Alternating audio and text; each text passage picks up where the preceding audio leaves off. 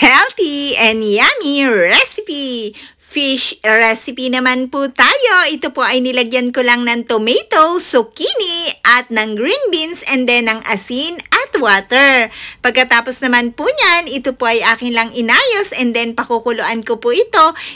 At nang maluto na po, ito po ay nilagyan ko ng bulaklak ng kalabasa dahil ang bulaklak ng kalabasa po ay madali lamang pong maluto, kaya sa huli ko na po ito inilagay. So guys, ito po ay napakasarap, simpleng lutuin, napakadaling lutuin at napaka-healthy. Dahil ang isda po ay napaka-healthy, mayaman sa omega-3 fatty acid, at ang mga vitamins and minerals din po ay makukuha natin sa isda, pati na rin po sa mga gulay.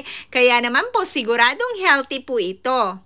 Bukod po sa makakaiwas tayo sa napakaraming sakit, ay magiging healthy pa po ang ating katawan, lalo na po kung sasamahan din natin ng exercise at least 30 minutes a day.